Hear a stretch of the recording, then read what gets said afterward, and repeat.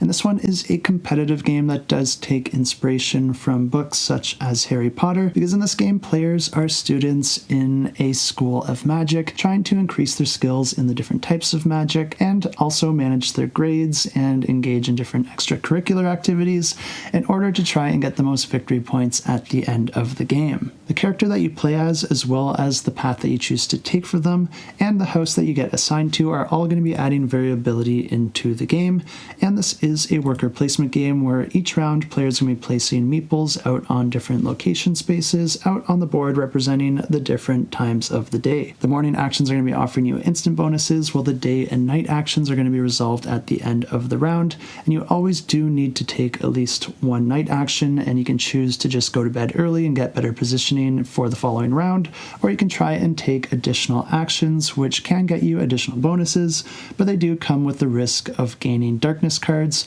which can cost you victory points at the end of the game if you're not able to get rid of them. The different actions can allow you to do all sorts of different things, like engage in duels with your fellow players. Whenever you do this, you're both going to be closing your eyes and then simultaneously revealing a pose with real wands that are provided in the game. If you do have any darkness cards, you can get rid of them at this point by choosing a pose outlined on that darkness card, so there are some incentives for you to choose different poses other than the different ways that they're going to interact with whatever your opponent chooses. And the duels do operate with a sort of modified rock, paper, scissors system, but what is really cool about this is that the outcome not only affects the people in the duel, but it can also affect the other players at the table as well. Some of the other actions will allow players to collect different mythical beasts, which they can also use to boost their actions in the future, but there's also actions that allow players to learn different spells or collect different resources which they can use to fulfill different objective cards, or also prepare for different exams that are going to be periodically revealed throughout the game. These different exams are a main source of victory points in this game, so if you are able to figure them out in advance and then also prepare for them,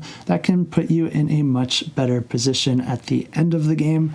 But in order to do that, you might have to cheat or sneak around or even bribe some of the teaching staff in order to give you those insights that you're looking for. And of course, doing any of these nefarious actions are going to be gaining you darkness cards. Of course, everything does come a little bit easier if you have a more powerful wand and more powerful gear, and there are actions that allow you to acquire those as well. But the game continues like this over a series of rounds until all of those exams are completed and players tally up all their victory points. And then the player with the most victory points at the end of the game wins the game, and if you do want to check this one out, I will have it linked in the description down below.